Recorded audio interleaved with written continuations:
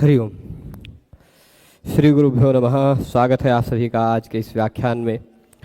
अयोध्या निवासी होने के चलते थोड़ा सा विलंब हुआ, क्योंकि अयोध्या में आजकल प्रयागराज महाकुंभ के चलते ऐसी भीड़ भाड़ है। अयोध्या में भी राम पथ, जो अयोध्या की जीवन रेखा मानी जाती है, उसको पार करने नहीं देते हैं पुलिस वाले। तो किसी तरह फंसते फंसते पहुंच गए हैं अंततोगत्वा यहाँ व्याख्यान स्थल तक। तो अब चलिए शुरू करते हैं। हम लोगों ने कल इस काशिका वृत्ति का अध्ययन करते हुए अ-इ-उण इस सूत्र के अर्थ को समझा था। पहले दिन केवल मंगलाचरण जाना, दूसरे दिन अ-इ-उण सूत्र का अर्थ जाना, ऋलिक शुरू किया था। अ-इ-उण सूत्र में बताया कि 3 वर्णों का उपदेश किया गया है। कितने का? 3 वर्णों का उपदेश किया गया।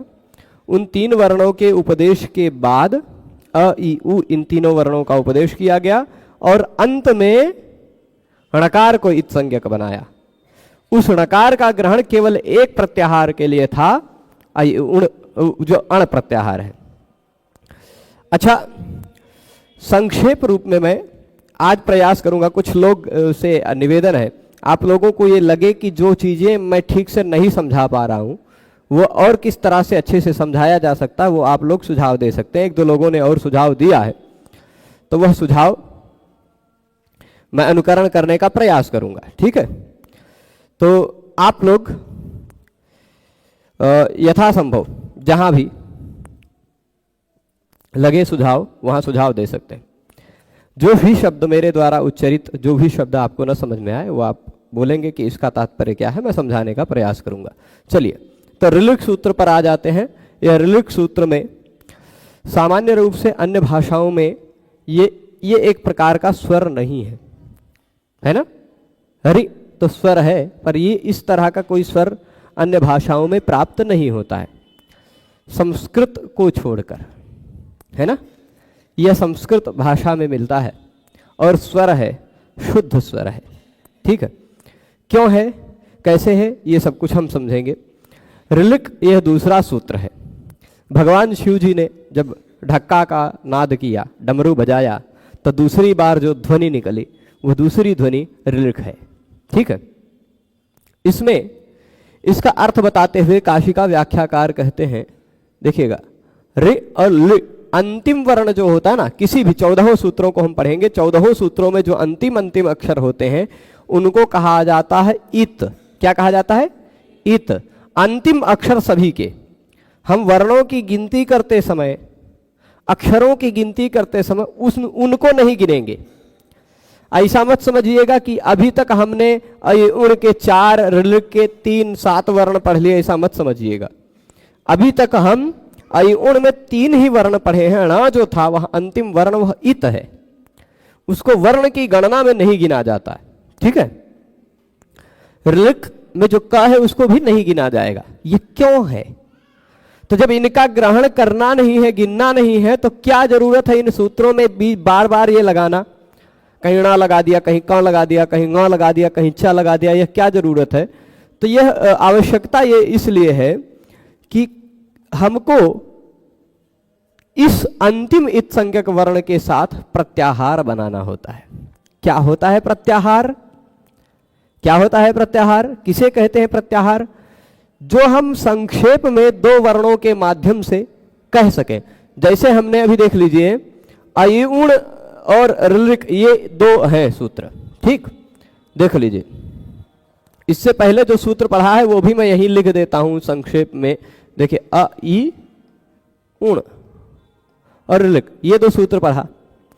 अब अ-इ-उण में हमको मान लीजिए प्रत्याहार होता क्या है? प्रत्याहार हमेशा 2 वर्णों का एक शॉर्ट नेम है। 2 वर्ण, जिसमें 2 वर्ण रहेंगे, एक कोई प्रारंभिक रहेगा, एक कोई अंतिम इत संज्ञक वर्ण रहेगा। ठीक, जो एक प्रारंभिक रहेगा वो कौन सा रहेगा? कोई भी लिया जा सकता है। अंतिम के रूप में जो लेना है वह ये अंतिम अक्षर ही, किसी सूत्र का अंतिम अक्षर ही लिया जा सकता है। ठीक है, ये सिस्टम है, समझिएगा। तो मान लीजिए हमने आ ले लिया, यहां से ले लिया क, तो यह क्या नाम बन गया? देखिए, एक अ लिया और फिर ले लिया क, यह क्या बन गया? यह अक। यह एक संक्षिप्त नाम है, यह एक संक्षेपीकरण है। जिनके माध्यम से अक कह देने से हमको इस अ और क के मध्य के जितने भी वर्ण हैं वह पता चल जाएंगे, इत संज्ञक वर्णों के सिवाय। तो अक मतलब क्या हो गया? जैसे अरुण कुमार पांडे को आप शॉर्टकट में ए के पांडे कह देते हैं, है ना, ए के पांडे। तो वैसे अक, ये अ से लेके क तक ये पुराने समय का कहने का नाम है, ठीक। तो आ से लेके क तक जो कुछ भी है, अ ई उ रे ले, ये इतने वर्ण है अक, ठीक है, अक का मतलब। इसी तरह अण कह दिया तो अ ई उ ये तीनों है अण। इसी तरह मान लीजिए इक कह दिया तो ई उ रे ले ये है इक, ठीक है, समझ रहे हैं बात? तो यही कहता है, यही होता है संक्षेपीकरण, इसी को कहते हैं प्रत्याहार। बड़ा सा टेढ़ा मेढ़ा शब्द देख करके कन्फ्यूज आइएगा मत। प्रत्याहार का तात्पर्य होता है वर्णों का संक्षेपीकरण। जहां हम कई वर्णों को अब बताना है पाणिनि जी को कि इतने वर्ण, ये 24 वर्ण तुरंत बाद में हो तो ये काम होगा। आप 24 की लिस्ट थोड़े ना देंगे, शॉर्टकट में कह देंगे झल। अब झल कौन कौन से, वो आप झभई के झ से शुरू करके हल के ला तक गिन लीजिए, हो गया झल, ठीक है। तो कहीं कहीं अल कह दिए, अयुण से लेके हल तक चले जाए, कोई भी वर्ण, सभी वर्णों को गिनेंगे थोड़े ना, शॉर्ट में कहना है, उनको संक्षिप्त में कहना है, कम शब्दों में कहना है। तो इसलिए रे ले, ये देखिए अब इसमें इस सूत्र में क्या है, रे ले इत्येतौ वर्णौ, रे ले इन दोनों वर्णों को उपदिश्य, उपदेश कर दिया। उपदेश करना मतलब कहना, ठीक। उपदेश कौन कर रहे हैं? जैसे मैं बोल रहा हूं, यह उपदेश नहीं है। व्याकरण शास्त्र में उपदेश उसी को कहा जा सकता है जो भगवान पाणिनि ने, जो भगवान कात्यायन ने या भगवान पतंजलि ने अपने शब्दों में कहा है, वही है उपदेश। तो यहां भगवान पाणिनि ने किनका किनका उपदेश किया? रि और लि इन दोनों वर्णों का उपदेश किया ना। आप कहेंगे काहे का उपदेश क्यों नहीं किया? का उपदेश और पूर्वांश और पूर्व के वर्णों का भी उपदेश कर दिया है ना। पूर्व के वर्णों का कर दिया, वो बताया जा चुका है। पर पूर्वांश यहां फिर से क्यों कह रहे हैं पता है? अ ई उ और ये इतना लेना है हमको। पूर्वांश यानी पूर्व के भी वर्णों का उपदेश कर लिया मान लीजिए। और अंते, इन सबके अंत में ककारम इतम करोति। ककारम, ककार क्या है? ये रहा ककार। ककारम, किसी भी वर्ण के बाद पार, ये कार प्रत्यय लग जाता है। वर्णात् कारः प्रत्यय है। अब आपको अकार, इकार, उकार, ककार ये सब बताते रहेंगे, शायद न समझे आप, तो मैं बता देता हूं। किसी भी वर्ण के बाद कार प्रत्यय लगता है। अब ये वाली कार नहीं है जिससे हम चलते हैं, है ना। वैसी कार होती तो हमारे पास अब तक 50-60 कार तो अभी यही तुरंत बना लेते, है ना। तो अब ये जो कार प्रत्यय लगता है वह एक सूत्र है वर्णात् कारः। सूत्र क्या है? वर्णात् कारः। वर्ण से स्वार्थ में उस वर्ण के सूचक में कार प्रत्यय लगता है। यदि लग गए अकार, मतलब उसका मतलब क्या होता है? आ। इकार उसका मतलब क्या होता है? ई। उकार मतलब उ। ऋकार रि। ककार क। ठीक। पर सब जगह कार नहीं होता है। र पर कार नहीं लगा सकते। रा दिफा, र के बाद इफ प्रत्यय लग जाता है, इसलिए हम उसको र कार नहीं कहते, रेफ कहते हैं। रेफ, ठीक है। तो रेफ और अकार, इकार, उकार, ऋकार, लकार, उकार जो कुछ भी करना चाहे वो सब सारे कार बना लीजिए आप, ठीक है। तो अंते ककारम यानी क को इतम करोति, इत संज्ञक है, इत है, ये मैंने कल भी बताया था। अच्छा, बहुत सारे लोग बार बार प्रश्न करते हैं कि कौन सा पुस्तक लेना है। मैं आपको बता दूं, शुरुआत में भी बोल दे रहा हूं, अंत में भी बोल दूंगा कि जो पुस्तक लेना है आपको इसको पढ़ने के लिए, वैसे यदि आप नियमित रूप से क्रमशः शब्दशः यही आंख गड़ाकर देखते हैं तो संभवतः आपको विषय समझ में आएगा ही पूरा। पर यदि आपकी यही अपेक्षा है कि हमारे पास पुस्तक भी हो, तो ये आग्रह रहेगा कि पुस्तक कभी ऐसा ना हो जाए कि आप घर पे बैठ के देख रहे हैं और पुस्तक पलटने लग गए, उतने में मैं जो कुछ बोला वो हट गया। तो जब तक मैं पढ़ा रहा हूं तब तक इस पर ध्यान रखें। उसके बाद अपने स्वाध्याय के लिए पुस्तक से समझने के लिए आप काशिका वृत्ति ईश्वर चंद्र जी की व्याख्या अच्छी है वो ले सकते हैं। उसकी पीडीएफ मैंने इस वीडियो के डिस्क्रिप्शन में डाल रखी है, ठीक है, अंत में देख लीजिएगा। यदि नहीं मिलेगा तो इस वीडियो का डिस्क्रिप्शन में क्लास समाप्त होने के बाद मिल जाएगा।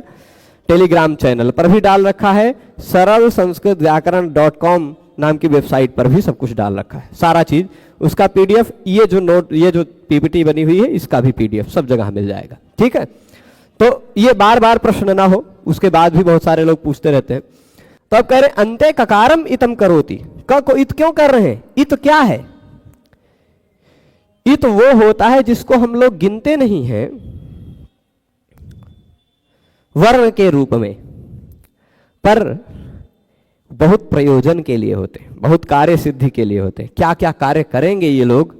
इत एक संज्ञा है। इत संज्ञा क्या होती है? इत एक नाम होता है। जैसे किसी के घर में बेटा पैदा होता है तो उसका कुछ नाम रख लेते हैं, पुत्र जन्म होने के बाद इसका नाम चिंटू, मिंटू, पिंटू ऐसे कुछ नाम रख देते हैं ना। तो ये सब पाणिनि जी के कुछ है, तो पाणिनि जी ने भी इनका नाम रख दिया इत। इत किसको कहा जाएगा? किसी भी सूत्र में, किसी भी धातु में, किसी भी जगह पर अंतिम वर्ण यदि हलंत व्यंजन आता हो तो उसको इत कहा जाता है। तो ये अंतिम वर्ण हलंत व्यंजन आ रहा है, इसको इत कहा जाएगा। ऐसा पाणिनि जी आगे परिभाषा में बताएंगे, पर समझ लीजिए एक नाम रख दिया, ठीक का? जो अंतिम वर्ण आएंगे उसका क्या नाम है? इत। इत नाम याद रखिएगा। ये इतम जो उसी का द्वितीय विभक्ति का रूप लिखा इत मूलतः है, ठीक, इत कहा जाता है इसको। तो अंते ककार को इत संज्ञक के रूप में कर रहे हैं, वर्णित कर रहे हैं भगवान पाणिनि जी। किस लिए? फिर वही बताएंगे प्रत्याहारार्थम। ये सभी सूत्रों में बताएंगे इत संज्ञक के वर्ण क्यों लिख रहे हैं, क को क्यों लिख रहे हैं, ये क यह क्यों रखा। जब वर्ण दो ही गिनने हैं, रि और ली, तो फिर क क्यों रखा? तो कह रहे का जो है यह प्रत्याहारार्थम है, प्रत्याहार के लिए है। अच्छा जी, ये प्रत्याहार के लिए है तो कौन कौन सा प्रत्याहार बताता है, बनाता है? ये तो बताइए कौन कौन से प्रत्याहार इस का से बनते हैं। तो कहते हैं तस्य ग्रहणम, इस ककार का ग्रहण 3 प्रत्याहारों में होता है। कौन कौन से? भवति त्रिभिः, इस का ग्रहण 3 प्रत्याहारों में होता है। अच्छा, ऐसे बनाना चाहे तो आप अक, इक, उक, रिक भी बनाना चाहे बना सकते हैं, है ना। लेकिन पाणिनि जी ने, भगवान पाणिनि ने अपने सूत्रों में 3 का ही ग्रहण किया है। मन मर्जी तो आप 14 सूत्रों के अंतिम अक्षर से बनाना चाहें तो बहुत ही बना सकते हैं, लेकिन भगवान पाणिनि ने 42-43 प्रत्याहारों को ही अपने सूत्रों में कहा है, ठीक है। तो अब तक हम पहले सूत्र में अण प्रत्याहार पढ़े, दूसरे सूत्र में ऋलिक का 3 प्रत्याहारों से में ग्रहण होता है, 3 प्रत्याहारों से। इस का जो है ना, इस का ग्रहण कितने वर्णों के साथ हो सकता है? इससे पहले का मैं भी लिख दिया हूं। इस क का ग्रहण त्रिभिः, तस्य ग्रहणम भवति, उसका ग्रहण होता है, उसका ग्रहण होता है किसका? इस का जो प्रत्याहार के लिए रखा हुआ है का, इस का ग्रहण होता है। कितने के साथ ग्रहण होता है? तो त्रिभिः, 3 वर्णों के साथ इसका ग्रहण होता है। 3 वर्णों के साथ इसका ग्रहण होता है। किन 3 वर्णों के साथ? तो कह रहे हैं देखो, अकः सवर्णे दीर्घः, अकः सवर्णे दीर्घः। यहां इस सूत्र में भगवान पाणिनि जी ये 6.1.101 नंबर सूत्र लिखे हैं। इस सूत्र में आपको दिखाई पड़ेगा यह क है ना, वह किसके साथ लिखा? उसको अ के साथ। ये रहा क, इस अ के साथ जोड़ करके अक बना लिया, ठीक। तो अ के साथ उसका ग्रहण किया है ना, अकः सवर्णे दीर्घः इति अकारेण। अकः सवर्ण दीर्घा नाम का एक सूत्र है, वो 6ठा अध्याय पढ़ेंगे तब उसका अर्थ बताएंगे। पर सामान्य रूप से यदि आपने व्याकरण पढ़ रखा होगा, लघु कौमुदी इत्यादि, संधि इत्यादि, तो ये सूत्र का पाला पड़ा होगा इससे पहले आपको, है ना। ये सूत्र आपकी दृष्टि में अवश्य आया होगा। सामान्य रूप से जो 8वीं 10वीं हिंदी भी पढ़ते हैं, जो 8वीं 10वीं में कुछ संस्कृत लगाए रखते हैं, जिनके आधुनिक बोर्ड से भी, तो उनके भी पाठ्यक्रम में ये सूत्र आ जाता है, दीर्घ संधि आ ही जाती है, ठीक है। हालांकि इसके रहस्य को बहुत ज्यादा नहीं जानते हैं सब लोग, बहुत कुछ बातें नहीं जान पाते हैं, पर फिर भी है यह सूत्र। तो अकस्वर्ण दीर्घा इस सूत्र में अ के साथ इसका ग्रहण दिखाई पड़ रहा है कि नहीं दिखाई पड़ रहा है? अकारेण। अच्छा, और कहां कहां दिखाई पड़ता है? इको गुण वृद्धि, यहां ई के साथ का ग्रहण कर रहा है। इको गुण वृद्धि अभी 2-3 दिन बाद हम लोग पढ़ लेंगे, आएगा सूत्र, क्योंकि पहले अध्याय के पहले पाद में तीसरा ही सूत्र है ना? तो पहले अध्याय के पहले पाद में तीसरा ही सूत्र है। तो यह यदि सूत्र पाठ नियम माहेश्वर सूत्र में नहीं लगते जैसे संध्यादि, इसके मात्र माहेश्वर सूत्र में इत संज्ञा हलंत्यम से न हो सकेगी। हाँ, बताएंगे, उसका भी प्रयोजन बताएंगे, है ना? बहुत है, बहुत सारी बातें हैं इसमें। जब हलंत्यम इत्यादि का प्रसंग आएगा तो प्रश्न आपका अच्छा है। और लिख का अलग अलग लिख सकते हैं, कोई दिक्कत नहीं प्रभु। वर्ण है ऐसे खाली वर्ण की गणना के उद्देश्य से लिखना है तो लिख सकते हैं, सूत्र की दृष्टि से लिखना है तो रिलिक एक साथ लिखिए, ठीक है? तो अब इसका ग्रहण 3 के साथ होता है। किन 3 के साथ? अकस्वर्ण दीर्घा, इको गुण वृद्धि में ई के साथ ग्रहण हो रहा है। अब देखो, ई के साथ मिलाकर के बना दिया इक, आ के साथ मिलाकर के बनाया अक, जिसमें अ ई उ री इतने वर्ण आ गए। ई के साथ मिलाकर के बना लिया इक, तो ई उ री इतने वर्ण आ गए उसमें, है ना? फिर उ के साथ मिलाकर के बना लिया उक, वो उगितश्च, जैसे वाक ईस वागीस बन जाता है, वैसे उक इत उगित बन जाता है। यहां उक छिपा हुआ है, उक, है ना? उक इतश्च, ये सूत्र है 4थे अध्याय में, स्त्री प्रत्यय प्रकरण में। तो उगितश्च सूत्र जो है उक, इसमें उकारेण, उ के साथ इसका ग्रहण किया गया। तो ऋलिक के क का ग्रहण कितने कितने वर्णों के साथ? देखिए, री और ली, इन दोनों वर्णों का यहां उपदेश है, ये दोनों वर्णों का, और पूर्व के वर्णों का भी उपदेश हो ही चुका है। इन 5 वर्णों के अंत में अब ककार को इत संज्ञक कर रहे हैं। क्यों? प्रत्याहार के लिए। उस प्रत्याहार के लिए जो निर्दिष्ट का है, उसका का ग्रहण 3 वर्णों के साथ होता है।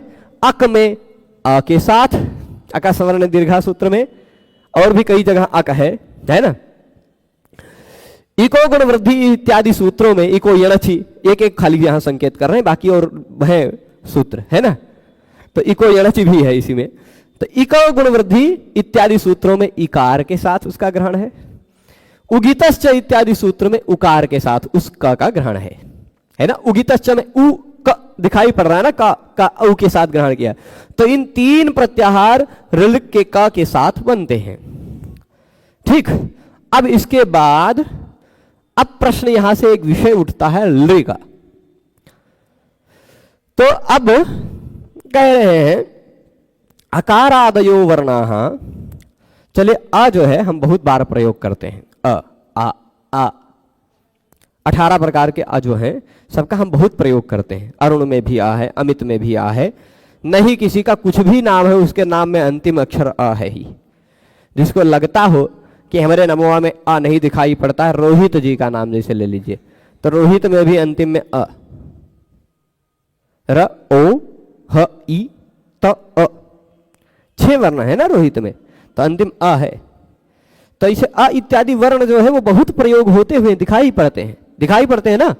अ भी आपने देखा होगा, ई भी बहुत जगह देखा होगा, ई से इमली, उसे उल्लू इत्यादि भी पढ़ा ही होगा, है ना? तो जो कुछ भी बहुत प्रयोग मिलता है। अकारादयो वर्ण, अकार इत्यादि जो वर्ण है, अकार का मतलब क्या मैंने बताया है, अकार का मतलब अ, कार हटा लीजिए, जहां कहीं भी कार दिखाई पड़े ना, आजकल इतनी भीड़ भाड़ है कि कार घुसने को नहीं पाती है, तो वैसे ही व्याकरण में भी भीड़ है। कार मतलब उस कार को हटा के जो बचे वही वर्ण सूचक है।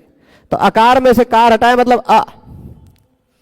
तो अकार आदयो वर्ण, अकार इत्यादि जो वर्ण है वो प्रचुर प्रयोग विषया, बहुत ज्यादा प्रयोग होता है।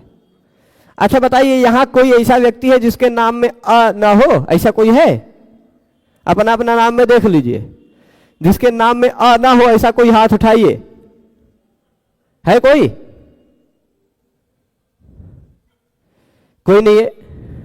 मैं जान रहा हूं, हमारी बिटिया है ना, उसके नाम में नहीं है अ, विदुषी। दूसर का नाम बोलेंगे तो उसमें है प्रसन्ना, आ है।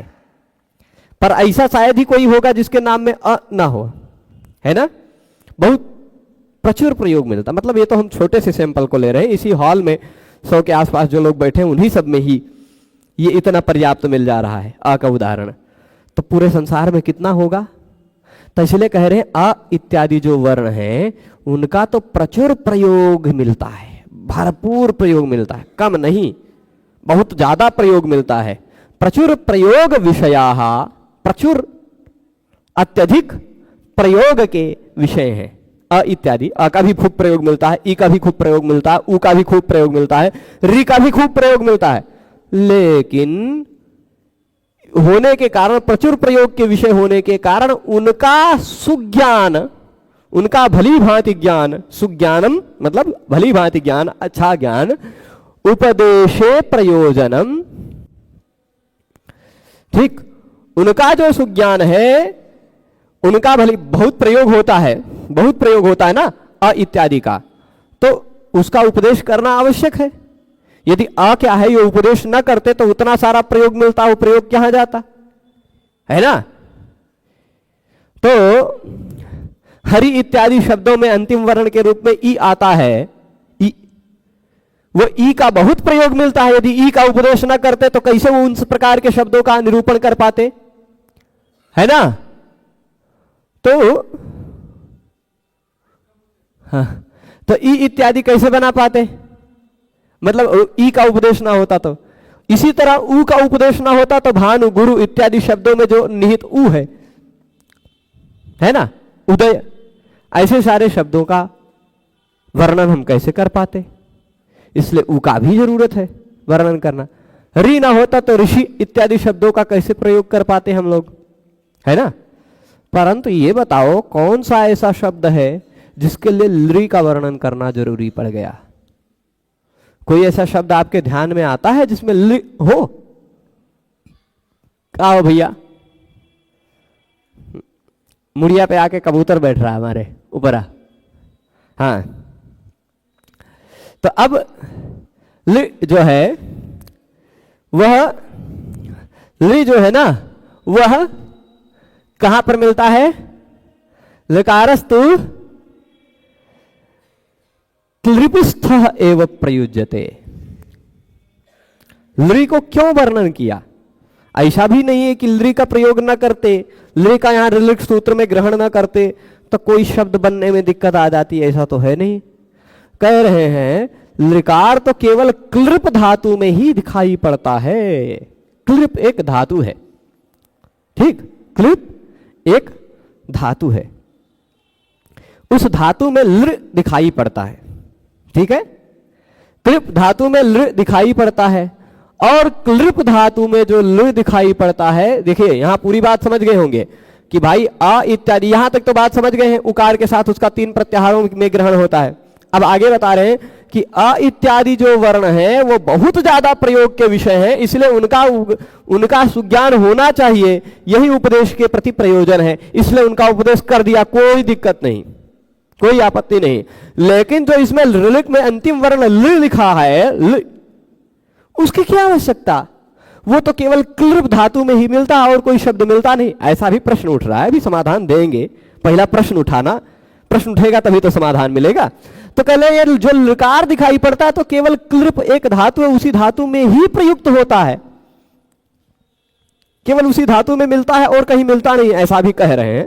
हालांकि मिलेगा, है बहुत मिलेगा, लेकिन अभी प्रश्न उठ रहा है खाली। और जो एक क्लिप धातु में जो लृ दिखाई पड़ता है वो तो पूर्वत्रा सिद्धम इति लत्वम असिद्धम, पूर्वत्रा सिद्धम इस सूत्र के कारण उसमें जो लृ दिखाई पड़ता है मूलतः क्या है, ऐसा है कृप, इस ऋ को ऐसा लृ हो जाता है, ठीक। तो ये कृपोरोला एक नियम है, कृपोरोला, देखिएगा नियम कहां पर मिलेगा, अष्टाध्यायी में, ठीक। वो तो ऐसा है कि अष्टाध्यायी में उस नियम को एक बार देख लीजिए, मुझे लगता है वो 8वें अध्याय में 8.2.1 के बाद ही कहीं मिलेगा, है ना। पर एक बार फिर से फिर भी आप लोगों को नंबर में चौथे अध्याय तक का होता तो तुरंत बता देता, पर वो 8वें अध्याय में मैं अब नंबर बता देता हूं। 8, 2, 18 ये उसका एड्रेस है, 8, 2, 18। ठीक है। 8वें अध्याय के दूसरे चरण में मैंने पहले ही व्याख्यान में थोड़ा सा संकेत किया था, पहले या दूसरे में कहीं, कि अष्टाध्यायी को हम 2 भागों में बांट सकते हैं। 2 भागों में बांट सकते हैं ना पूरे पाणिनि जी के व्याकरण को, ये हमने पहले प्रारंभ में बताया। वो 2 भाग कौन कौन से हो सकते हैं उसके? एक 7.25 अध्याय यानी 29 पाद, और एक कितना, एक 7.25 अध्याय वाला हिस्सा और एक 3 पाद वाला हिस्सा, अंतिम अध्याय के 3 पाद। तो अंतिम अध्याय के 3 पाद के जो सूत्र हैं, अंतिम अध्याय के 3 पाद के जो सूत्र हैं वो पूर्वत्र असिद्धम, पूर्व के सूत्रों की दृष्टि में असिद्ध है। तो क्लृप में जो लृ दिखाई पड़ता है ना, वो उस 8, 2, 18 नंबर सूत्र के कारण आया हुआ है। तो 8, 2, 18 नंबर सूत्र से पहले के सारे सूत्रों की दृष्टि से तो वो असिद्ध है कि नहीं?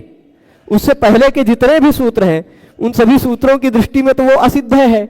वही बात करें, ऋकार जो है वह क्लृप धातु में ही दिखाई पड़ता है, और क्लृप धातु में तो पूर्वत्रा सिद्धम ऐसा नियम चलता है। पूर्वत्रा सिद्धम नियम के कारण ये देखिए पूर्वत्रा सिद्धम 8, 2, 1 लिखा हुआ है। इस सूत्र के बाद के जितने भी सूत्र हैं वो सारे के सारे सूत्र पहले के दृष्टि में असिद्ध हैं। उन सूत्रों के द्वारा जो काम होगा वो पहले सूत्रों को नहीं पता चलेगा। तो इस सूत्र के बाद के जो भी सूत्र हैं वो सूत्र जो कुछ भी कार्य करेंगे वो पहले को पता ही नहीं चलेगा।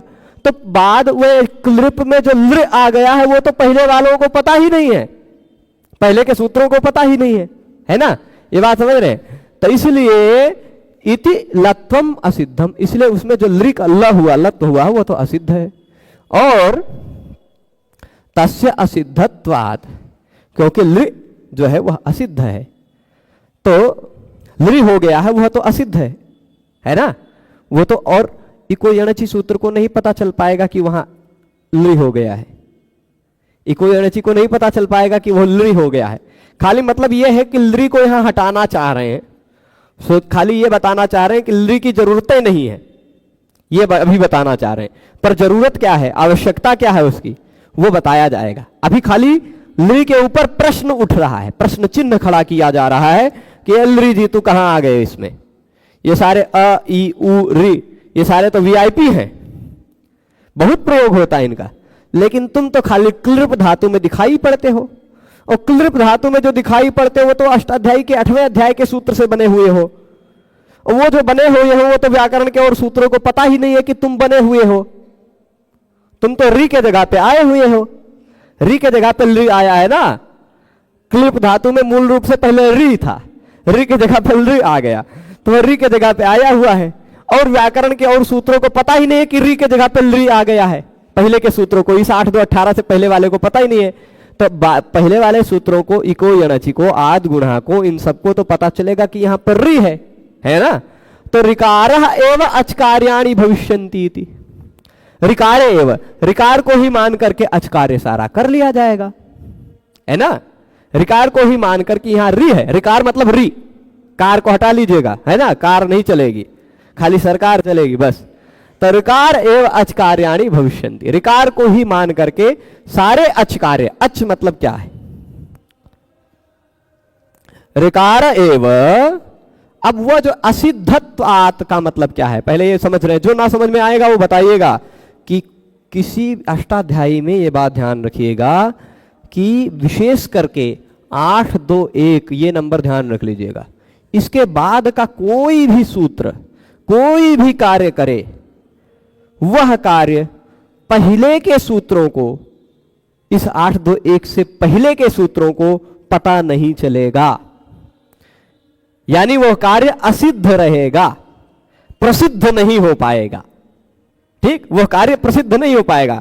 तो कृप धातु में री के जगह पे लृ आ गया है, वह कार्य तो प्रसिद्ध हो ही नहीं पाएगा, किसी को पता ही नहीं चल पाएगा, बहुत कम सूत्रों को पता चलेगा, है ना। तो ऋकार को ही मानकर सारा अच कार्य हो जाएगा।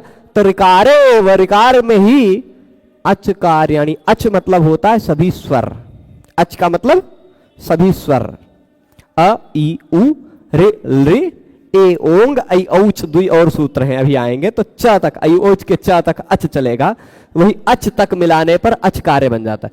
तो अच के सारे कार्य ऋकार को ही मानकर हो जाएंगे, है ना। भविष्यन्ति इति हो जाएंगे, इसलिए किमर्थम लृकारः उपदिश्यते, लृकार का उपदेश क्यों, क्या जरूरत है लृकार की। प्रश्न उठाना, प्रश्न समझ रहे हैं कि भाई लृकार जी आपसे पहले के जो 4 लोग हैं वो वीआईपी हैं, उनका खूब प्रयोग मिलता है, तुम्हारा तो खाली क्लिप धातु में प्रयोग मिलता है।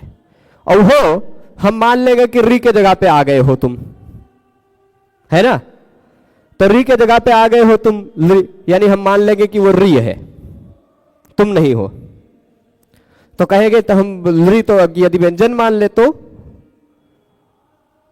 संधि कार्य कैसे हो पाएगा, है ना, संधि कार्य कैसे हो पाएगा। कहेंगे नहीं भाई संधि कार्य कर लेंगे, हम उस लृ को लृ मनबे नहीं करेंगे, री मान लेंगे, क्योंकि लृ हो गया है तो प्रसिद्ध नहीं है ना। तो इसलिए लृकार जी तुम्हारा ग्रहण करने की आवश्यकता ही नहीं है। लत्व विधानाद्यानि पराण्य च कार्याणि तानि लृकारे यथा स्युरिति। अब लत्व विधान इत्यादि जो पर कार्य हैं, पराणि अच कार्याणि, लत्व विधान इत्यादि बहुत सारे कार्य हैं, है ना। कौन कौन से कार्य हैं, वो कौन कौन से कार्य हैं वो यहां आएगा, लिस्ट देंगे। लृ के बाद जो लृ हो गया, उस लृ के और भी बहुत सारे काम हो सकते हैं। लत्व विधान, लृ के जगह पे ल हो जाता है ना, ये कोई अणची से, लृ के जगह पे ल हो जाता है। हम संधि जब पढ़ेंगे तो हम ऐसा पढ़ेंगे कि लृ आकृति, ऐसा पढ़ेंगे कि यहां लृ के जगह पे ल हो गया, ये लत्व कहलाता है। इसको क्या कहा जाता है, लत्व। ये काम कब हो पाएगा, जब इसको इक मानेंगे, जब इसको स्वर मानेंगे, तभी तो हो पाएगा। तो लत्व विधान इत्यादि बहुत सारे ऐसे कार्य हैं। पराणि अच कार्याणि, पराणि और भी कुछ परे, कुछ और कार्य हैं। अच कार्य मतलब स्वर वर्ण के स्थान पर होने वाले कार्य अच कार्य कहलाते हैं। अच कार्य का मतलब क्या है, अच मतलब स्वर, कार्य मतलब कार्य, स्वर के स्थान पर जो कार्य होता है वह अच कार्य कहलाता है। तो बहुत सारे ऐसे अच कार्य हैं, वो सारे अच कार्य लृकारे यथा स्युः, लृकार में भी हो जाएं, क्योंकि लृकार यदि लृकार को हम ऋलिक में ग्रहण नहीं करेंगे, यदि हम ऋलिक में लृकार ग्रहण नहीं करेंगे तो क्या दिक्कत आएगी, लृकार स्वर वर्ण नहीं हो पाएगा, लृकार इक नहीं हो पाएगा, इको यणचि नहीं हो पाएगा। जब लृकार इक नहीं हो पाएगा तो यण संधि के नियम नहीं लग पाएंगे, उसको स्वर नहीं माना जाएगा, है ना। ये सारी समस्याएं आएंगी। तो स्वर मान करके स्वर के कारण जो कार्य हो सकते हैं वो सारे कार्य लृकार को भी रहने पर हो, इसलिए लृकार को यहां ग्रहण किया गया। तो संस्कृत में लृकार भी एक स्वर है, ऐसा ध्यान रखिएगा। जो कार्य स्वर में हो सकते हैं वो सारे कार्य लृ में भी हो सकते हैं, ये बात विशिष्ट ध्यान रखिएगा, ठीक है। यद्यपि इसका प्रयोग बहुत कम है, पर विशिष्ट लोगों का प्रयोग बहुत कम ही होता है ना। तो कौन कौन से वो कार्य हैं भाई, कानि पुनस्तानि, प्रश्न पूछ रहे हैं कि जो पर अच कार्य आप कहना चाह रहे हैं वो कौन से ऐसे कार्य हैं जिस कार्य को करने के लिए आप लृ को यहां रख दिए, कौन से ऐसे कार्य हैं। तो वो कार्य की लिस्ट दे रहे हैं। कार्य कौन कौन से, कानि पुनस्तानि ये प्रश्न किया, तो वो कार्य कौन कौन से, उसका 3 कार्य बता रहे हैं। कह रहे प्लुत, स्वरित और द्विर्वचन। प्लुत, स्वरित, द्विर्वचन। देखिए प्लुत क्या होता है, किसी वर्ण को हम ज्यादा लंबा बोले वो होता है प्लुत। प्लुत मतलब, ध्यान दीजिएगा, शुरुआत में समझने में समय लग सकता है, मैं बता रहा हूं, पर जैसे ही हम पहले अध्याय के पहले पाद पर पहुंचेंगे, पहले शुरुआत में ऐसा मत समझिएगा कि बहुत स्लो चल रहे हैं। जितना ज्यादा मजबूत घर बनाने का कार्य शुरू होता है तो घर बनाने के कार्य में 15-20 दिन तक दिखाई ही नहीं पड़ता कि क्या हुआ, क्योंकि जमीन के अंदर काम होता है। तो अभी बीज का कार्य हो रहा है, ये आपको पता नहीं चलेगा कि बहुत धीरे धीरे चल रहा है, बहुत धीरे धीरे, पर जब ये मजबूत कर ले जाएंगे ना तो आगे आराम से, जितना अभी हम एक दिन में क्या 8-10 दिन में पढ़ते हैं उतना एक दिन में पढ़ेंगे, क्योंकि अभी भूमिकाएं बन रही हैं, ये बात ध्यान रखिएगा। तो ना समझ में आए आप पूछेंगे, ये आपका कर्तव्य है, ठीक है। ये तो ये 3 कार्य हो सकते हैं। एक प्लुत, कहानी पुनस्तानी मतलब कौन है वो काम भाई जिनके लिए लृ को रखा गया, ये प्रश्न उठा। तो बता रहे ये 3 काम है। एक काम क्या है? प्लुत हो जाना। दूसरा काम हो जाना स्वरित हो जाना। तीसरा काम होता है द्विर्वचन यानी द्वित्व हो जाना। तो वो कार्य बताएंगे। तो स्वरित, यहां थोड़ा सा द्विर्वचन का उदाहरण मुझे लगता है कि कुछ गड़बड़ है। पुस्तक में देखिएगा डबल प होना चाहिए, है ना, डबल प हो जाएगा यहाँ लृ के कारण। अचह, अच के पर में यर हो, उसके पर में अनच हो तो अनचिच से द्वित्व हो जाता है, वो द्वित्व वाली बात लृ के पर में भी हो जाएगी। चलिए अभी बताते हैं। तो 3 कार्य है, डबल है ना, वो कोई है अष्टाध्यायी वाले पुस्तक में देखा आपने, काशिका वृत्ति वाली, उसमें एक ही लिखा है, किसी में डबल नहीं है, द्वित्व नहीं है किसी भी उदाहरण में, तो वो गलती से मिसप्रिंट छप गया होगा। एक द्वित्व का भी उदाहरण देना चाहिए। ये मान लीजिए ये प्लुत का उदाहरण हो गया, ये 2 में से कोई 2 या 1 मान लीजिए ये स्वरित का उदाहरण हो गया। ये एक अंतिम उदाहरण तो मुझे लगता है कि ये द्विर्वचन का ही होना चाहिए, द्वित्व का, है ना, द्विर्वचन मतलब द्वित्व। तो अब देखिए, चलिए मैं बता देता हूं ये तीनों कार्य हैं क्या। प्लुत का मतलब होता है किसी वर्ण को बढ़ा कर बोलना, जैसे अ, ये ह्रस्व है, अ, आ दीर्घ हो गया, उसी को और बढ़ा दिया गया आ 3 मात्रा तक, वो हो जाएगा प्लुत, ठीक है, प्लुत। अब यदि हम लृ को स्वर वर्ण मानेंगे ही नहीं तो ह्रस्व, दीर्घ और प्लुत ये तो स्वर वर्ण ही होते हैं। आप अ, आ ऐसा कह सकते हैं, उ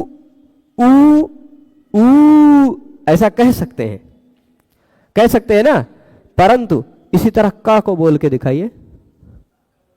आप कहेंगे क, का ऐसा बोलेंगे तो वो आप क नहीं बोल रहे हैं, वो क के पिछवा जो अ है उसी को बोल रहे हैं। आ ही सुनाई पड़ रहा है, क तो उतना देर तक सुनाई नहीं पड़ेगा।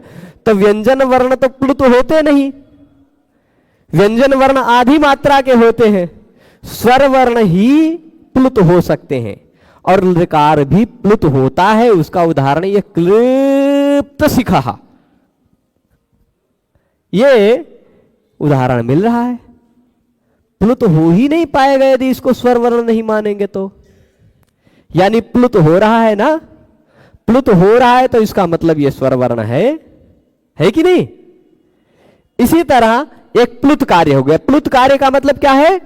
किसी वर्ण को, जैसे मुर्गे को बोलते हुए सुना होगा आपने, कुकड़ा बोलता है कुकुटा, है ना, कुकुटा प्रातः वदति ना, कु कु कु अंतिम वाला, अंतिम बार वह पहले बार ह्रस्व रहता है, उसका फिर दीर्घ रहता है, फिर प्लुत रहता है, कु कु, फिर उससे भी बढ़ के कु, वो वाला 3 वाला, है ना, सुना होगा आपने।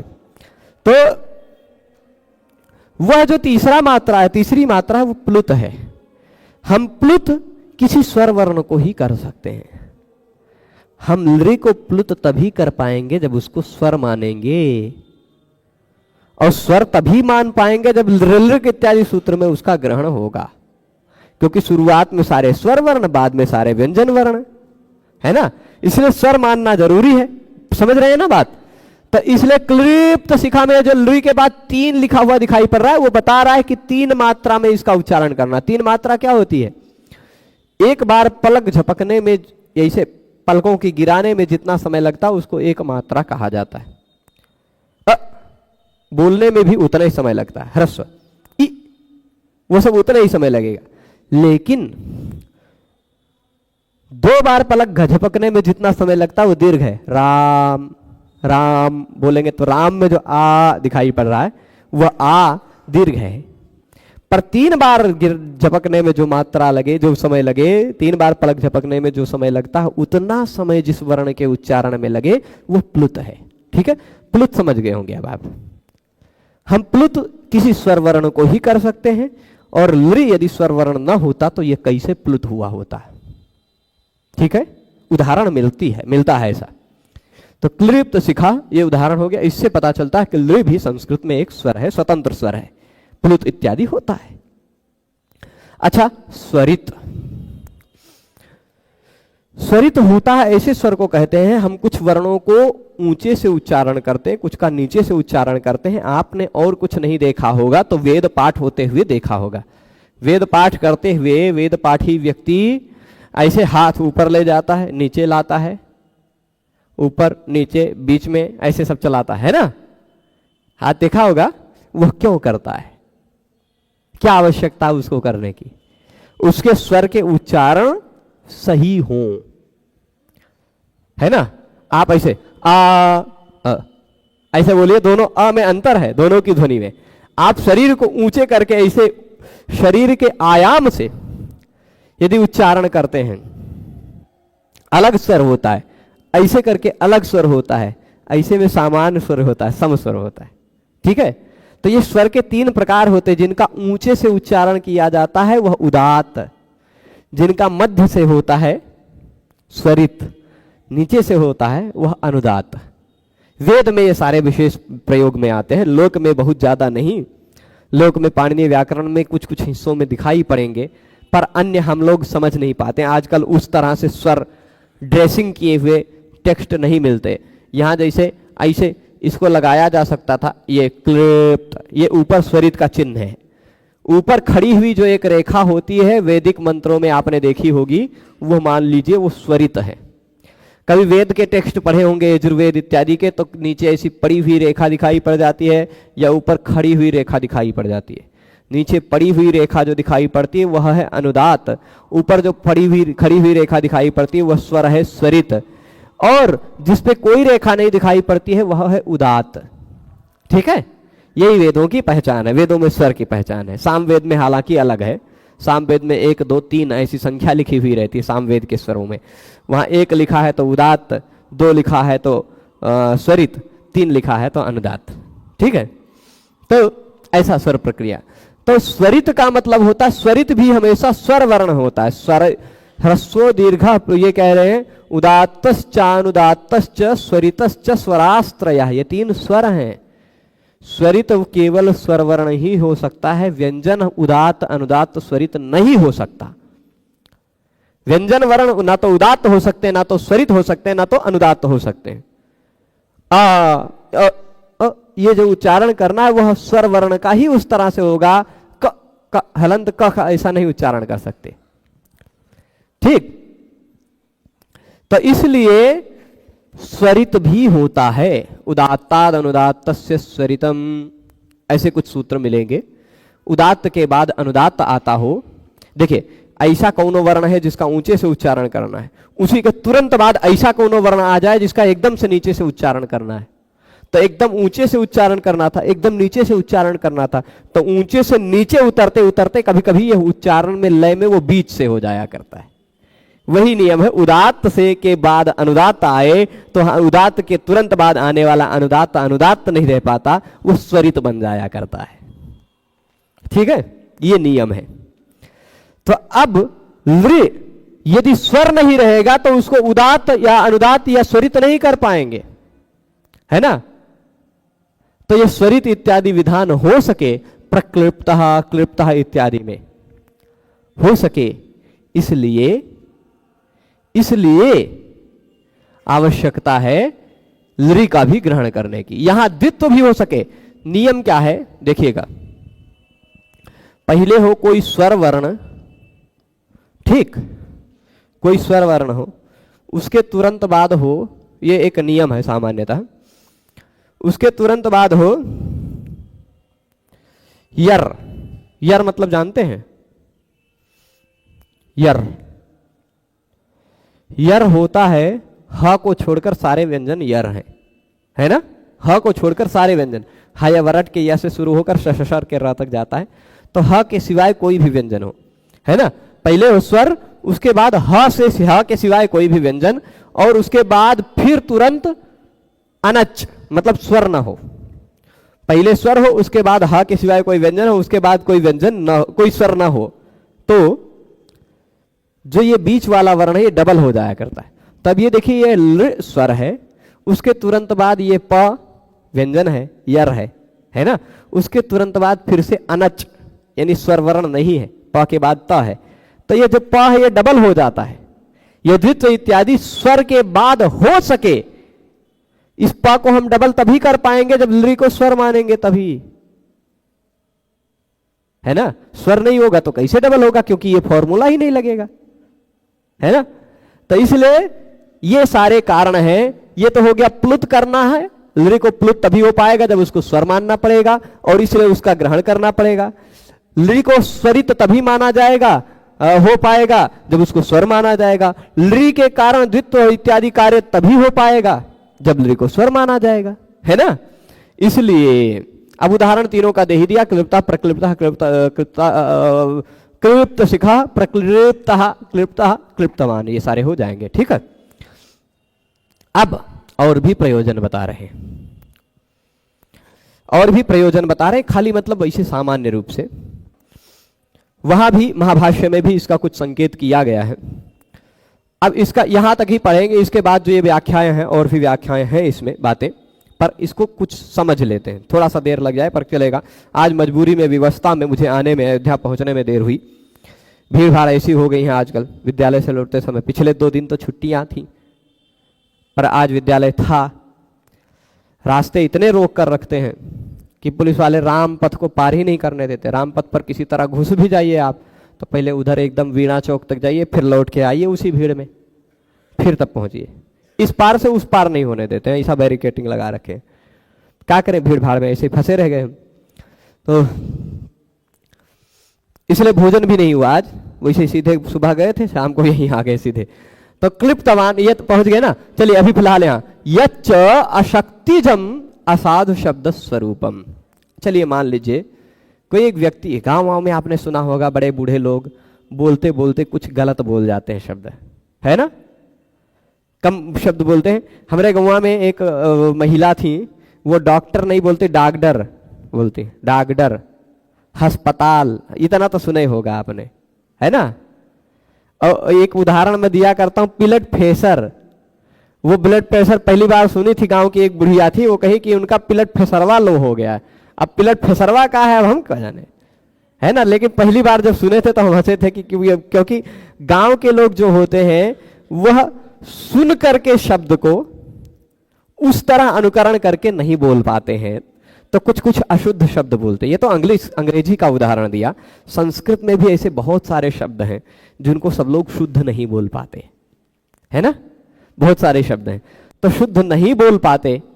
कौनो ऐसी कुमारी है, कोई ऐसी कुमारी है, वो ऋतक को बुला रही थी, है ना। किसको बुला रही थी? ऋतक को, ये बता रहे हैं। अब यच्च और एक कारण ये भी हो सकता है, लृकार का 3 कारण तो बता दिया है, प्लुत हो जाए, स्वरित हो जाए, द्वित्व हो जाए, लृ के कारण, इस कारण उसको स्वर होना चाहिए। और यच्च और भी, च मतलब और भी, एक और कार्य हो सकता है कि अशक्तिजम, कोई कोई ऐसा होता है जो बोलने में समर्थ नहीं हो पाता, अशक्ति है, शक्ति नहीं है उसमें, अशक्ति है।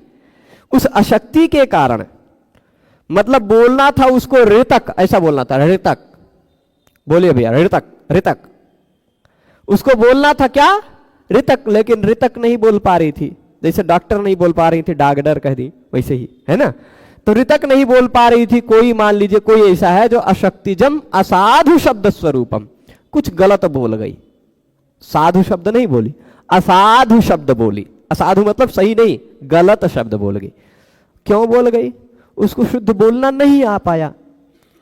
आजकल भी, अभी भी, है ना, स्थूल बोलिए, स्थूल। बहुत सारे लोग अस्थूल कहेंगे, बहुत लोग स्थूल कहेंगे। क्यों? क्योंकि उनमें स्थूल बोलने की शक्ति नहीं है, तो अशक्ति है, अशक्ति, इसको कहते हैं अशक्ति। तो ऐसे भी बहुत सारे शब्द हैं, है ना।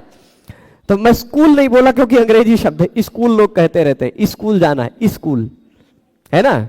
उस स्कूल का है नहीं जाते हैं, जब स्कूल जाना है तो उस स्कूल भी जाया करिए, है ना।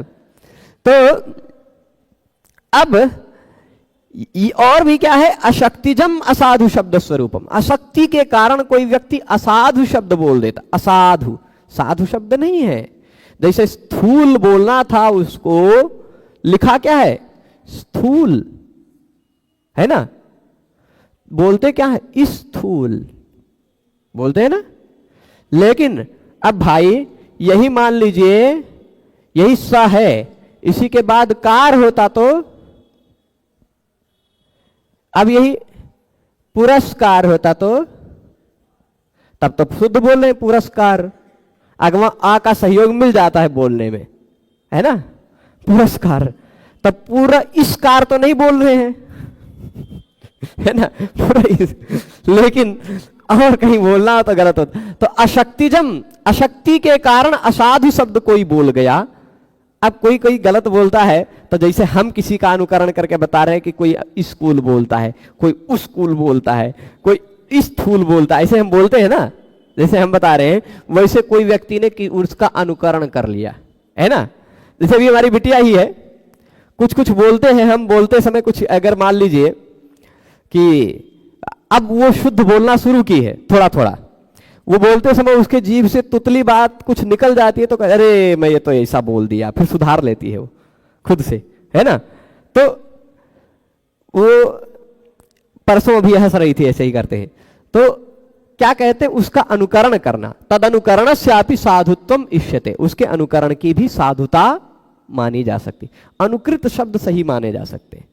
जैसे मान लीजिए आपने किसी एक महिला ने, मैं उदाहरण दे रहा था, स्थूल बोलने की जगह किसी एक महिला, क्या कहें, नहीं तो कुछ लोग स्त्रीवादी आ जाएंगे, कहेंगे आप स्त्रियों को ही आक्षेप कर रहे। किसी एक व्यक्ति ने मान लीजिए, है ना, स्थूल बोलना था, उसके जगह पे स्थूल बोला। क्या बोला, स्थूल। तो हम ऐसा कह सकते हैं ना कि अमुक व्यक्ति ने स्थूल बोला, हम ऐसा कह सकते हैं। अब हम ऐसा बता रहे हैं तो हम अशुद्ध बोल रहे हैं ऐसा नहीं कह सकते, हम तो सही बोल रहे हैं ना। अब मान लीजिए हमारे सामने खड़े हुए एक व्यक्ति ने कह दिया स्थूल, अब हम बोल रहे हैं कि देखो इसने स्थूल बोल दिया। हमने क्या कहा, इसने स्थूल बोल दिया। हम बोल रहे तो हम तो गलत नहीं बोल रहे हैं ना, हम तो सही बोल रहे हैं। हम ये बता रहे हैं कि उसने स्थूल बोलने की जगह स्थूल बोल दिया, पर हमारा पूरा कथन सही है। तो अनुकृत शब्द शुद्ध होते हैं। ये इससे ऐसे आवाज आई चट, इस आवाज को कोई शब्द नहीं कहा जा सकता। लेकिन मैं यदि ये कोई चट कोई शब्द नहीं है, पट खट ये सब कोई शब्द नहीं है, लेकिन मैं ऐसा कह सकता हूं। ढम कोई शब्द नहीं है, लेकिन ढोलक बजाएंगे तो आएगा ढम। हम कह सकते हैं कि ढोलक से ढम ढम आवाज आती है, कह सकते हैं ना। तो ये जब कहना हो गया, ये अनुकरण शब्द, अनुकृत शब्द शुद्ध शब्द माने जाते हैं। अनुकृत शब्दों की भी अस्तित्व, उनका भी अस्तित्व है संस्कृत में, ठीक है। तो मान लीजिए वह अनुकरण जो किया गया, उसका अनुकरण किया गया, जैसे हम इससे ऐसे किए, आवाज आई क्या, कुछ लोगों को सुनाई पड़ा होगा टक, किसी को चट, किसी को पट, कुछ अलग अलग सुनाई पड़ा होगा, है ना, जो ने सुन लिए। तो आप कहेंगे कि टेबल से टक आवाज आई। क्या कहेंगे, टेबल से टक आवाज आई है। टक, आपने उस ध्वनि का अनुकरण किया है, अनुकरण किया, इसी को अनुकरण कहा जाता है। तद अनुकरण से, उसके अनुकरण की भी साधुता होनी चाहिए, उसके अनुकरण को भी साधु शब्द हम मान सकते हैं। किसी व्यक्ति ने अपनी अशक्ति के कारण गलत बोल दिया, तो हम ये बताने के लिए, भैया आप ऐसा बोल रहे हो, ऐसा गलत है, ये सही है, ये जो हम बता रहे हैं, तो उसके अनुकरण को करना को साधु मान सकते हैं, उसके अनुकरण को साधु मान सकते हैं। और तत्स्थस्यापि लृकारस्याचकार्य प्रतिपत्त्यर्थम लृकारोपदेशः क्रियते। अब बता रहे हैं, मान लीजिए हम ऐसा कह रहे हैं, एक कुमारी थी, क्या नाम था, कुमारी, यहां आ रहा है कुमारी लृतका लिखा हुआ है, तो अब समझ लीजिए कोई एक कुमारी है, उसने बोलना था ऋतक, है ना, कौन रिश्तेदार रहा होगा उसका, ऋतक, पर ऋतक नहीं बोल पाई, ऋतक की जगह ऋतक बोल गई, ऋतक, थोड़ा सा मिलता जुलता, ऋ एक दूसरे के सवर्ण है ना। तो ऋतक बोलने की जगह पे ऋतक बोल गई, तो अब हम ऐसा कह सकते हैं ये कुमारी तो ऋतक बोल गई, कह सकते हैं ना, कुमारी ऋतक इति आह, कुमारी ऋतक इति आह, ऐसा कह सकते हैं कि नहीं कह सकते हैं? कह सकते हैं ना। तो अब उस कुमारी और ऋतक में, अब हम कुमारी में है ई, ऋतक में है लृ, है ना।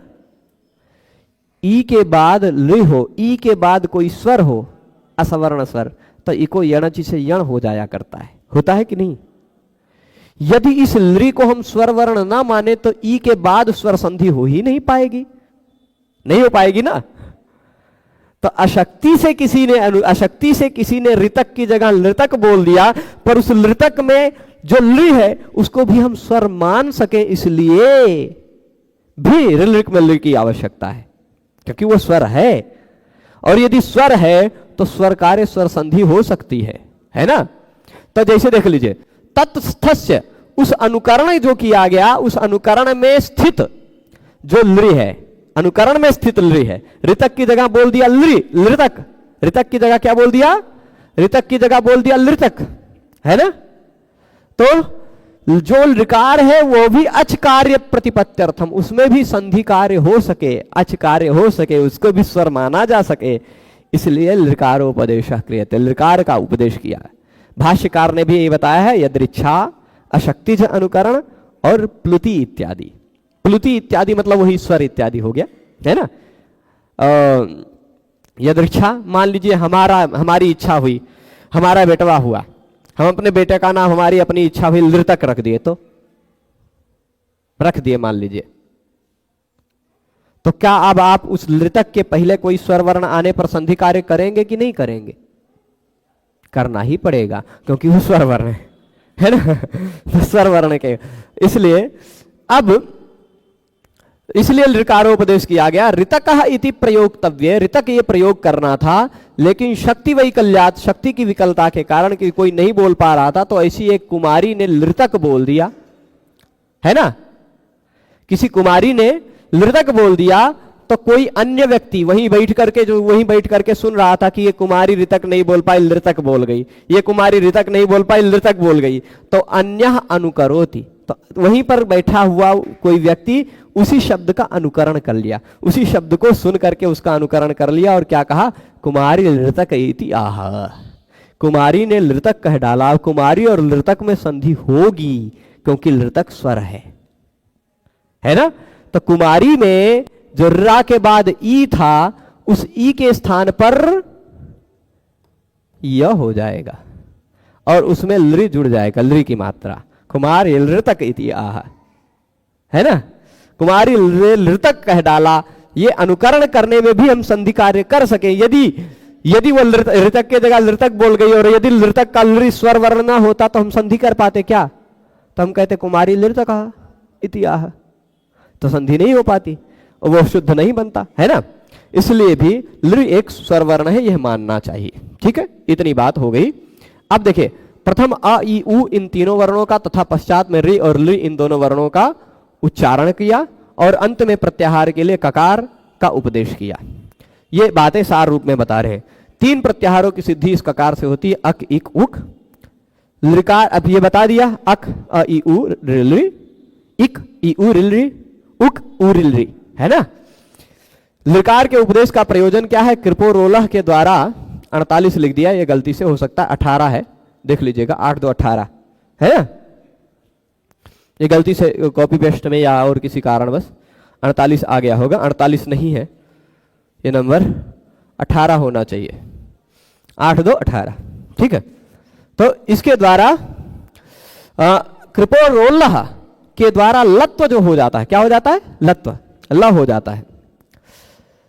इस लत्व विधान से परवर्ती जो अच संबंधी कार्य होते हैं वो लृकार में भी हो सके।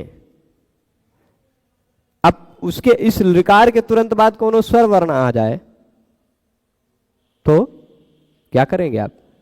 स्वर वर्ण हो जाए तो वो लृकार में भी कार्य हो सके, इसलिए वर्ण समाम्नाय में, यानी वर्ण समाम्नाय क्या होता है? वर्णों का संकलन, वर्णों का संकलन, ये 14 सूत्र जो है ऐ उण ऋलिक एवं ऐ औच, ये सब वर्ण समामनाएं हैं, अक्षर समामनाएं भी कहते हैं, अक्षरों का समुदाय है ना। तो वर्ण समामनाएं में लृकार का उपदेश किया गया है। अब वो जो अचकार्य होते हैं वह अचकार्य कौन कौन से हो सकते हैं? गुरो रणृतो नंत्यस्याप्य कई कश्यप प्राचाम, ऐसे करके सूत्र है ना। ये प्लुत करता है, इस सूत्र के द्वारा प्लुत हो जाता है ना, प्लुत होता है। वो क्लृप्त सिखा उदाहरण देख लिया था, है ना। अब फिर ये दूसरा कार्य क्या है? स्वरित हो जाना, प्रक्लृप्त। यहां पर ये लृ जो है वो स्वरित है, प्रउदात्त है, और उसके बाद ये जो लृ है वह अनुदात था। लृ धातु स्वर में आद्य उदात्त है, तो प्रक्लृप्त लिट्ठा प्रत्यांत है, अतः निष्ठा स्वर से अनुदात्त हो जाता है ना। और उदात्तात अनुदात्त से स्वरितः। सामान्य नियम क्या है? क्ता प्रत्यय लगकर जो शब्द बनता है, क्ता प्रत्यय लगकर जो स्वर बनता है, उससे पहले आने वाला स्वर वर्ण अनुदात्त हो जाता है। तो ये लृ अनुदात्त था, ये प्र का अ उदात्त था, अ के बाद लृ आ रहा है, आ के बाद लृ आ रहा है ना, ये उदात्त के बाद अनुदात्त आ रहा है, तो निष्ठा प्रत्यांत होने के कारण ही अनुदात्त है, ठीक। और अनुदात्त उदात्त के बाद अनुदात्त आ रहा हो तो वह स्वरित हो जाता है, ये मैं संकेत कर चुका हूं। इसलिए लृ स्वरित हो जाए, यदि यह उदात्त ये स्वरय ना होता तो ना तो रहता उदात्त, ना तो रहता अनुदात्त, ना तो हो पाता स्वरित, है ना। तो स्वरित इत्यादि हो सके, इस कारण भी यहां इसको ग्रहण किया गया। ये बात हो गई, स्वरित न हो पाता यदि इसको स्वर में ग्रहण न करते।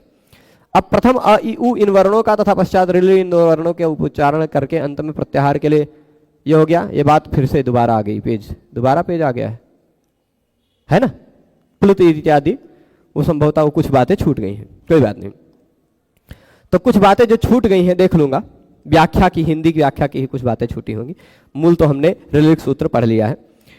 ये ओंग सूत्र से आगे के विषय क्या हैं उनको हम लोग कल पढ़ेंगे। आज इस विषय को यहीं संपन्न करते हैं, क्योंकि प्रवक्ता, अब देखिए कुछ प्रश्नों का जल्दी से।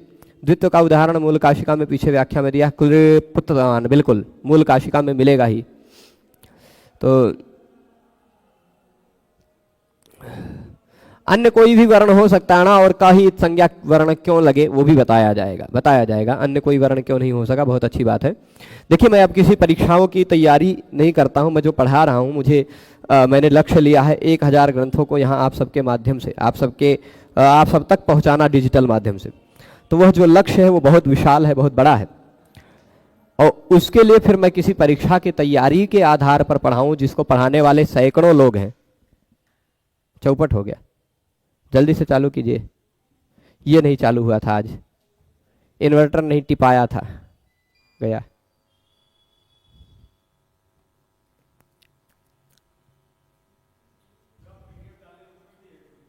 क्या?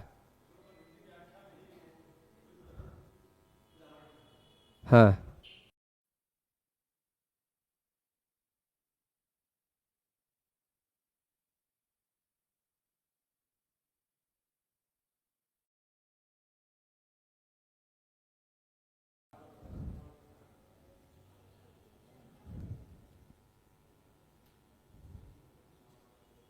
हरिओम।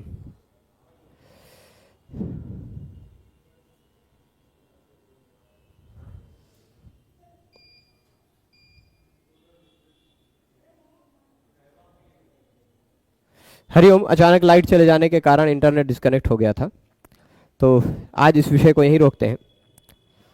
हम लोग कल पुनः मिलेंगे। आज जुड़े रहने के लिए बहुत बहुत धन्यवाद। नमो नमः।